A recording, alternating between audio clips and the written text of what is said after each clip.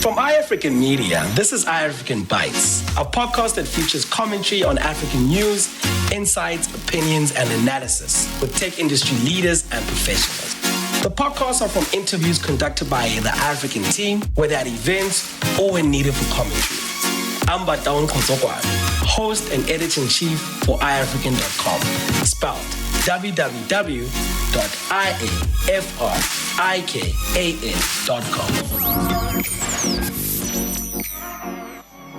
The evolution of sport has seen itself intertwined intrinsically with technology.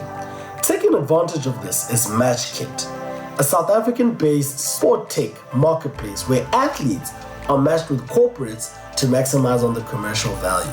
Now, led by a star-studded team, on their board is Rugby World Cup champion Brian Abana, media personality Shaka Sisulu, and creative strategist Mike Sherman. To understand the return on investment on sport advertising and how athletes' brand power is measured, in this episode of African Bites, we're joined by Ben Karpinski, content strategist at Matchkit.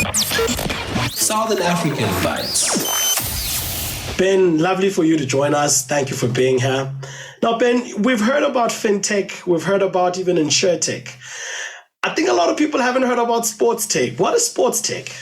Well, the tech's a very interesting space because just the nature of that means that you're kind of evolving, you're in it, innovating, and you're using all the things at your capabilities at the moment. You know, tech's an interesting space because our lives are more and more digital, as they always say. They're more and more online. We've got to be part of this whole new generation that is using this.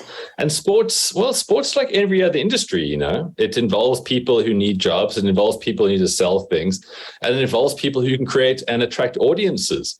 So if tech is involved anywhere else, it's definitely going to be involved in sports. Okay, so now, Ben, let's understand Matchkit. For athletes, for teams, for sponsors, you optimize commercial growth and plans. What does Matchkit do? So my business partners and I have it's quite a tough question that I should be better at it by this stage. we absolute sporting romantics at our heart. But at the same time, I mean, we've been working in advertising and marketing for probably a little bit longer than I could ever actually remember. I mean, my partner, Mike Sherman and Shaka Sisulu, they've been around for a bit longer in the industry than I have. I've been in this industry for about 12 years now. And my background is content. So I love telling the stories of sports people. And my business partners love showing how marketable they are. And then our fourth partner, Brian Abana, is still to this day a global icon within his sport because 100%. He appreciates everything that goes into being a professional athlete. So the four of us kind of got together along with our new partner, Carly Skillman, who's our technical advisor or chief technical officer. She creates the tech around that. And the five of us just have one thing in common. We have a lot of faith in sport. We really do believe in the power of sport.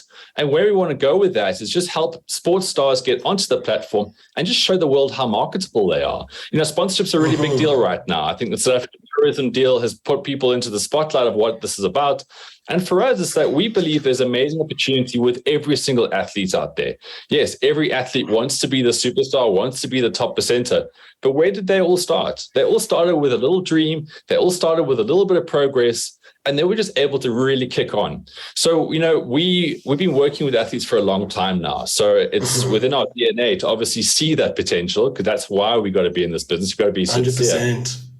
So for us, Matchkit is about platforming all athletes, giving them all a chance to kind of succeed, and just to show sponsors out there that there's big and small options. You don't always have to have, you know, like a Sio Khaleesi, for example. You can 100%. Go right down to various levels. So we kind of want to create that platform where every athlete's got a chance. Every athlete develops understanding of what they have as far as market value and potential. And how we do that is we give them the tools to then take it further, package themselves more professionally, and ultimately become a viable sponsorship opportunity for brands of varying budgets. Ben, I just want to get this right. This is amazing. So Brian Abana, you have, you know, Shaka Sisulu, it's yourself, you have Mike Sherman. Whose idea was it, and how did you guys? I'm just trying to understand, like, how did this Avengers team come together, so to say? Well, I think, you know, Mike and I work closely on a day-to-day basis with our advertising agency, Director Active. And Mike, if you know anything about the industry, he's a force of nature with himself. He loves telling 100%. A good story. He loves an underdog story, and he just loves to get people together in like fulfilling potential. So for us, it kind of started with us just loving sport. We were at the Rugby World Cup in 2011 together, and we were creating content for MasterCard back then, and it was very much like the early days of influencers. Back in my previous life, I was very much an influencer, content creator. I had an audience, and brands want. Brands sponsor people, they get involved with people because they want to leverage their audiences. And there's a various facets within that make a lot of sense. And I think Mike and I realized from back then, like, we could be doing a lot more with this, but actually incorporating the athletes, because to that point, athletes were very tick box in how you would use them. You give them the money, they would display something, they would take a picture with your product, or they might do sort of very superficial things.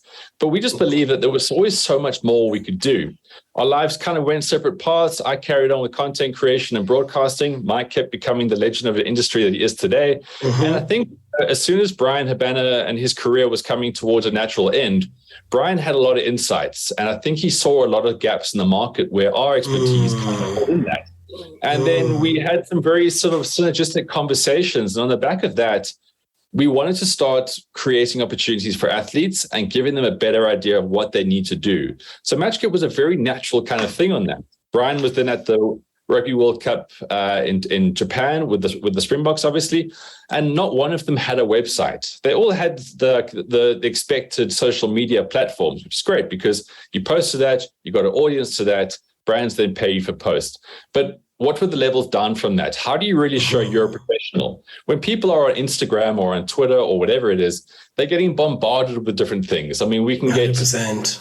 get fitness models, beauty bloggers, cats, endless cats, celebrity, all these kind of things. And then you got your sports star who's basically just having to fight for all of that, which in a way is an interesting insight around sports people too.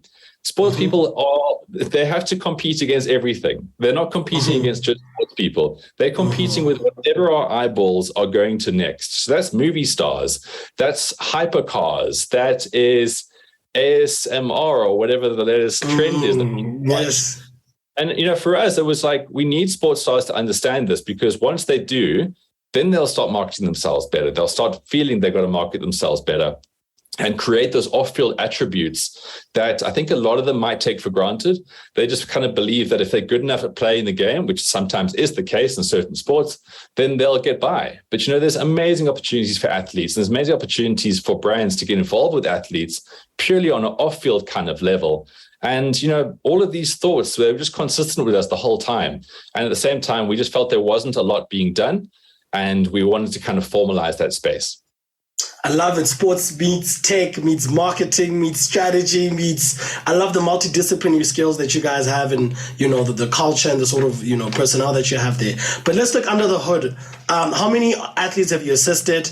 What's your pool of, clientele right now? So it's quite a difficult question because we are still so young, So when you start a tech product, you basically start with not enough money. I think that's the first rule. And then you realize how even if you had money, it doesn't stretch very far. So, obviously we built a platform, which is in tech speak, the MVP, the most viable product, I think it is. Sorry, it's a stage that I feel like we're kind of past now, and it's giving me PTSD. Okay. How difficult it is. I think from inception to a couple of months back, we had interacted with more than 2,000 athletes. I think it was about 2,200 people that actually created profiles with us. Some of them were speculative, some of them were serious. And that is the nature of where we are. We want to spread the net far and wide. We want to give people the chance, but ultimately it's up to them to apply themselves. Naturally, the better that our tech gets, because this is the whole thing about tech, right? You've got to have tech solutions for these kind of problems. The better our tech gets, the more engaged our athletes will become, and the more that they can actually work on building themselves. So from over a 2,000 person base that got involved with that, I mean, it's a good start point, believing that more than 2,000 people believe that there's a need for this and they want to be a part of it. You're going to have drop off. So, we've just relaunched the platform now after many, many times of iterations, insights. My partner Carly and I went over to this incredible selection of seminars in Australia where we got to learn what the world of tech is doing. We often 100%. get very sort of caught up in what happens in our immediate world here in South Africa. And we do have things that distract us. Going to Australia is like a whole different world, because they're a lot more first world than maybe I initially gave them credit for. And they're doing a lot of things with a small but very vibrant sort of population. They spend the money well. There's money in the system. They love building up people. They love giving opportunities to the full spectrum. So we took a lot of insights from that. And when we applied it now to our relaunch, we feel we've got pretty good tech that we can now go to that next level. And it's all about scalability. So now our tech is a lot better. We can take on thousands more athletes and give them opportunity to really kind of work on that, to really have the profile that sticks with who they are. 100%. So take us to the pipeline. I'm an athlete. I create my profile on your platform. At what point does the brand select me? Where does the sport athlete and the brand meet each other? So you've got to kind of maybe go backwards from that. Try to think of what a brand could possibly want from you. Sponsorship is a very interesting thing that, again, I mentioned earlier, like, athletes just think that they just happen. A sponsorship will just coincide with what they're doing, and it's very tick boxy. But we know that budgets are scrutinized so much harder nowadays, and there's less marketing money out there. Let's be honest. Definitely. So brands have very clear objectives of what they kind of want to do. And, again, going back to that South African tourism story, which everyone has kind of got onto, there's a reason why Spurs were kind of seen for what they could offer. There's a lot of aspects around shirt sponsorship. It's not just a name on a shirt. It's a recognition that you have synergies with this person or this brand. And, you get a lot of sort of, you get a lot of bang for your buck by aligning properly with sponsors. So as an athlete, you've got to understand that there's certain brands out there that will sponsor you, and there's certain brands out there that will never sponsor you because it's just not synergistic fits. So when you're creating a profile, you've got to understand that you've got to look as professional as you can be, but you've got to be who you are. If you are a middle distance runner, you're not suddenly going to be trying to go after like brands that want bodybuilders. You're not suddenly going to go, you probably won't find those fits. So when you build your profile, understand that you've got to be true to all of your characteristics. And that's what we do at Matchkit. We've modularized every single aspect. So there's no design work. You don't have to worry about doing anything complicated. All you do is you just populate things that we've created to make you look as professional as possible. Once you create that, you then have your own URL. So it can be matchkit.co/ whatever your name is, it's all yours. That is your URL. I always struggle with that. You then put that into your bio. You can create social posts around that. It goes back to the thing that websites were a big deal for a good reason, but people didn't get them because they were expensive. They were hard to kind of create. You had to get someone else of expertise and pay them. So Matchkit, first and foremost, gives athletes the best possible profiling platform they can have. And then they can share that with wherever. What we also do on that is that we actually showcase what an athlete's audience demographics are. So by integrating social media in there, suddenly you're not just a canoeer or you're not just a tennis player. You are an influencer with 10,000 people across a certain demographic in a certain geographical area. So again, it's all about packaging. How do you package yourself? So if someone is interested, they're not just looking at you and having a hunch like, well, I kind of like that sport. It's happened so many times in the past that CEOs or brand managers, marketing managers of companies, they might like a sport and then they'll just blindly sponsor that sport. Yeah. It's out of passion. It's more of a passion project than anything. I mean, I think a great example of that is like if you go to show jumping, you'll find that someone's daughter is a show jumper and hey, presto. Definitely. Is it the best fit for a brand? Maybe not. Maybe it is. I don't know. Everyone will go, oh yeah, but it's higher, listen. So, again, it's like we have an understanding that because we work with brands and we're constantly trying to find solutions for brands, like they want to get into certain markets. That's why they have sponsorships. Again, I'm referencing the Spurs and SA Tourism thing because it's so obvious. It's like SA Tourism needs tourists. Who gets a lot of people? So just on that, I actually want to pick your brain because we had the SA Tours, and I want to now shift it. We just discussed the athlete perspective, more from the corporate perspective. We know SA Tourism spending $1 billion on Tottenham. We just had fintech startup Ikoka getting a sleeve sponsorship with Supersport, right?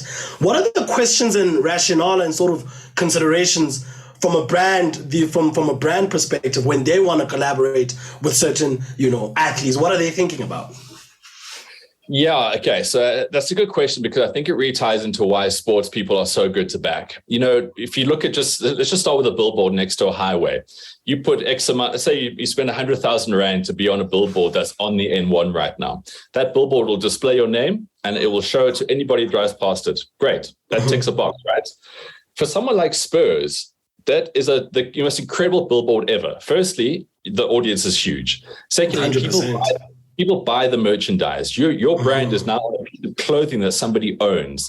That lasts forever, okay? So it's not just a 3-year deal. That jersey, for as long as they have it, will have your brand on it. There is associated PR around that, So people are talking about this deal and they're talking about Spurs. So no matter what it is, PR is always going to be an overflow from that. Yes, you're doing a sponsorship deal, but the talkability is absolutely massive. And it's also about how people perceive your company. So, Spurs Premium, English Premier League, they've got this shiny, fantastic stadium. They've got handsome, talented players like Harry Kane. And now you're part of this mix. It's really cool. So you can position your brand where you want it to be seen, how you want it to be perceived as. I mean, look at Nike. Nike has always been that progressive, ultra edgy athlete kind of brand. Spot on. Every time they associate themselves with an athlete, that athlete builds their brand, because people then see themselves as that. And that's what defines what Nike really is and who they are. So it's so important, because a billboard, as I go back to that thing, is just a static structure, right? There's no heart, there's no soul. You're just literally there. Whereas with sport, it's so emotional. It's the good times, it's the ups, it's the downs, it's the loyalty of the fan base. There's actual character, there's beliefs, there's a standard of sort of behavior around it as well. If you look at the Springboks as well, like it's a world champion team. They've 100%. They've got a certain code of excellence. Like, not everyone can become a Springbok. You've really got to be the top of the game. So 100%. When you position your brand with that, you're almost like leveraging the equity that they've created over years and years and years. So it's like F1 teams. People want to sponsor those teams left, right, and center. Literally, like, even if Ferrari hasn't been that great in previous years, but it's a legacy brand that you would love to have 100%. On there. Look at all of their sponsors. All of their sponsors want to be in the same conversation as Ferrari, and that's what it comes down to. SA Tourism wants to be in the conversation with higher LSM British people, because that makes a good tourism. They come out here with their foreign currency. That makes good business. So I think, when brands look at things like that, they want active sponsorships. They want things that are going to make them look good. And if you look at a sports star, there's teamwork. If you look at Korke, you mentioned that now. They're a tech business that helps small businesses, right? So they're 100%. They're a team-based company. So what do you want? You want to support a team. SuperSport United has always been quite unconventional. They were the sort of like the new kids, the ones that went against the grain. Korke as well, their payment systems are going against the grain. They want to help the underdog. They want to help the little guy. So that sponsorship isn't just the sleeve anymore. It's the story we're talking about right now, about teamwork. It's the brand association. And it's about them coming off sort of cold, so to speak, and then being kind of exposed to the SuperSport United audience, which is exactly their sort of customer, perhaps. And that's the whole thing with us, is that I've given you very broad, obvious examples here, but we see this within athletes. I mean, right now, we just launched an Adopt an Athlete campaign with 12 Olympic and Paralympic hopefuls. These people haven't just been randomly selected. Like, they've all got a great story. They've all sacrificed something in order to success. They all have the ability to inspire. They all have the ability to kind of educate you about a sport. And if nothing else, they all have the ability to show you something positive in a time where it's quite negative what's happening around us. So we are kind of looking more in that sort of micro space where we know every athlete has a great story. We know every athlete has potential to really kind of help a brand tell a story. So the more athletes that we can kind of get onto our platform, package them properly, it's almost like shopping for athletes in a certain way. I know that sounds incredibly capitalistic and but that's what it is, isn't it? Again, it goes back to what I was saying. It's like athletes are competing against all of these other things that we spend money on. They are competing against your Netflix subscription. They are competing against whatever Instagram's trying to sell you with a captivating ad. So, we almost have to take that clinical numbers approach and say, like, we need to package you. We need to be able to know that people can shop with us for athletes. 100%. And it all sounds very grandiose right now of me saying this. Our company's not even 3 years old, basically, and our tech's got a long way to go building this kind of thing. But how you change something in this world is by just getting started, and like, as much as we would love all athletes to have some aspect of Matchkit in their lives, it's not there yet. But we believe that if we're going to service a big sort of problem out there and give solutions, then I think we're really onto something here, and athletes can only benefit, which is exactly where we want to be. Ben, has Matchkit raised money? Are you raising money, or are you bootstrapping? Where are you as a company? We are bootstrappers looking to raise. Again, this okay. It's always quite a tough and emotional question, and I'm probably more on the emotional side of all our partners, because I'm the guy living in the trenches with the athletes. So for me, like the sport is kind of more there. I think if you talk to more from a business kind of sense, that's when tech stars become less interesting and less glamorous. Like you can't really go anywhere unless you sort of raise. It's great if you have a product that gets bought quickly and requires minimal overheads and you can scale without too much. Those are absolute unicorn kind of companies. But for us, we definitely are in the process of raising right now, because like there's certain ways to attract more athletes. The more athletes we have, the more sponsorship that we can kind of create. And that obviously then speeds up the revenue model for what we do. And we're just kind of hoping that we can get natural traction by putting our faith in athletes and really working on our strengths. And then things will scale from there. Besides South Africa, what other sort of countries are you seeing adoption of Matchkit?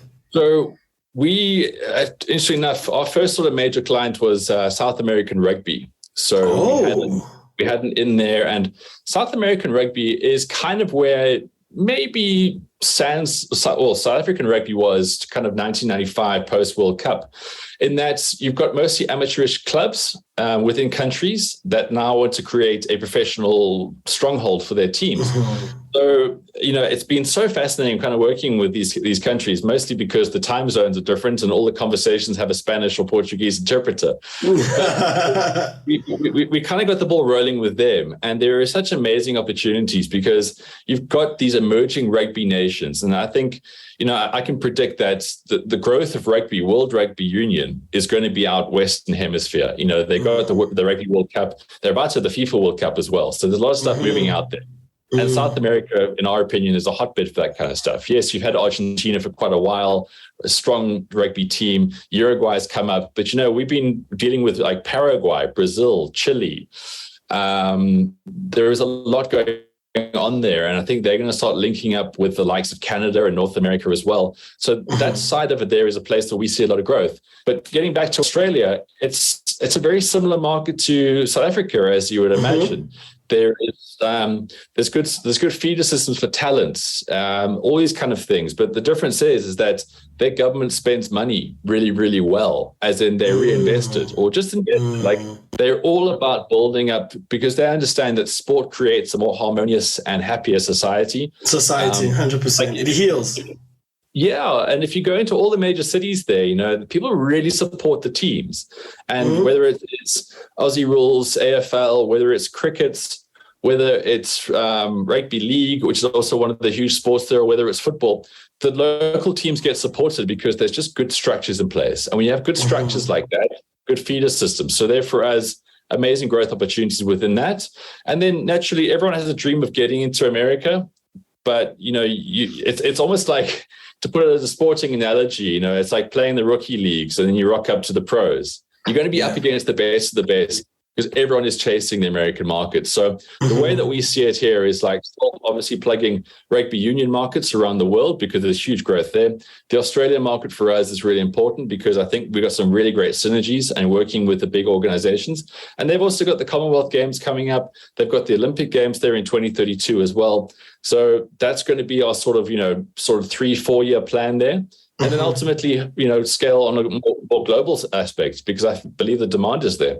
Ben, adopt an athlete. Who are you adopting? What's happening? What's this campaign about? Well, look, when you go to the Olympics, you don't just rock up. You don't just get a plane ticket and hope for the best. The Olympics, you need to be prepared, and there's so much that goes into it. really is. Right. You know, like we initially worked with the SA men's hockey team in the lead up to Tokyo, and they were needing to raise money because getting there is one thing. All the teams you're playing against are very well prepared. They've got very good structures. And it was absolutely mind-blowing, the kind of funds that they needed, from buying balls for practices, just to like how much water we need per training session. I went down into that of everything that these people need cost-wise. And I just thought to myself, like, we're never going to be competing against the best in the world if we're just showing up. So, you know, my partners and I believe so strongly in these underdog stories, because every underdog is actually the person who can be the sort of front runner at some stage if they're better prepared. So with adopting athletes, you know, we found some Olympic and Paralympic hopefuls. And I hate to use the word hopefuls because it just sounds so general, but that's exactly what they are. They're just hoping, or they're just hoping that something's going to work out for them. So with adopted athletes, we want to take that sort of chance and the hope away from it and actually try really solidify their preparation. So we give brands and companies opportunity to really be like, get introduced to these athletes. We identify them, we package them, we show them what they're about, we show what they need.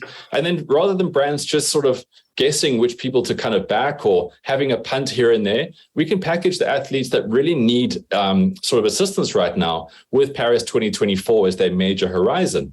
And, you know, it's such a cool story if you get in right now, because there's a genuine need to uplift these athletes. And the more chance they have of performing well, the greater their story is at the Olympics. I mean, at the last Olympic Games in Tokyo, we had, 2 medal winners? That's not very good in a sports-mad country. And I think it's indicative of the preparation that these athletes are into. We had probably the worst track and field representation from a country of natural athletes, right? We'd had, I don't even think we got into any of the sort of final, which is really, really sad for a country with this. So we believe that if we can get companies to really back these athletes and adopt their sort of cause and, you know, contribute towards them, you know, we have these crowd funds set up on their Matchkit profiles. All you have to do is go to matchkit.co and you'll see these athletes. They're living, breathing, passionate people that need some support, because we all love the Olympic stories. But 100%. Then we kind of wonder, like, okay, well, why aren't we getting more? But Ben, for brands that are going to be watching and listening to this, you know, they might be thinking about, hold up, Ben, these athletes belong to sporting bodies that get grants from either national, the Department of Sports. I mean, why is there a shortfall of money? Just, you know, to make them understand that. Why would they need an extra boost from crowdfunding in this campaign that you're running? Baton, you asked the tough questions here. Huh? Firstly, we're not known for putting money in good places. Let's be honest. Let's be quite diplomatic to start with here. We don't have great sort of channels where the money goes into that. I know we've had the National Lottery as a one example of money goes from there in towards certain characteristics, but there's no real excellence campaigns, high performance kind of things where a lot of money gets channeled for this kind of stuff. And to be very honest with you, we don't have the ability to attract the talent, just like money aside here, attract the best in the business to allocate these funds and to create excellence platforms within sporting organizations. That is not a dig at the sporting organizations at all. It's just that people who are really good at this kind of stuff generally work for private sector or they're working overseas. And it's absolutely no wonder that these people don't get the funds that they need. So it's a hot topic, and it's so easy for us to say, oh, well, these people are just useless. I would hate to say that because we all need to work together. But I think what it really comes down to is that it's hard to do. You know, you'll see countries like Great Britain, when they had the London Olympics, they put so much money, but we're talking millions and millions and millions of pounds in here. But they had a structure and there was an actual task force to get the medals together. We don't have the resources. We just don't have the resources to do that kind of stuff. So unfortunately, there is a need from the private sector to support these athletes. But also what it comes down to, and this is a greater reality for all athletes out there in the professional realm, is that you can't sit back and just rely on things happening. Whether you are part of good governance or poor governance, a lot of the time, especially in individual and in fringe sports, you've got to make the running yourself, unfortunately. It's a very difficult and disciplined approach that you have to take. And what it comes down to with Matchkit is that we're just looking to provide those tools. How can we play a part in making that change so these athletes aren't always that struggling talent story, you know, because we're tired of those stories now. Too many of those stories of almost. We're tired of hearing the story of just almost good enough. You know, we know there's so much talent in this country. Like the fact that we're such a durable race of people with different sort of societal melting pots. we've got so much going for us, but we need those little aspects to kind of get us to the top. Because once we're at the top, I know for a fact, look at our other sports that have been well-resourced and have done well. Once we're at the top, everyone fears South Africans. Everyone fears our grit, our determination, our will to win, and also just our will to make our country proud. We need to get more people to the top there, and that's what we're looking for with Matchkit. The more people we get to the top of the pyramid, I think everyone wins. Ben, what you guys doing at Matchkit with this specific campaign is phenomenal. And I hope and pray that, this interview and, through our channel, iAfrican, it really spreads that message. And it's the highest form of patriotism. Like you said, sport is a nation healing activity, and it fosters cultural aspiration, nation building, and it's such a beautiful thing. So good luck, guys. Thank you for coming, Ben. Thank you for coming. It's amazing. Thank you so much for having me. Thank you for listening to iAfrican Bites. Please share your feedback with us on our socials. On Twitter at iAfrican, on LinkedIn at iAfrican.com. And check out our other podcasts, The Tefo Mohapi Show, Take Legal Matters, and The Lead Creator on all podcast streaming platforms. And also make sure to head over to www.iafrican.com. That is iafrikan.com/radio, and subscribe for notifications. iAfrican Bites is an iAfrican media original show produced by Nzalo Mbangana, content producer and host Badon Kotokwana, and content manager Machabe Mabuna.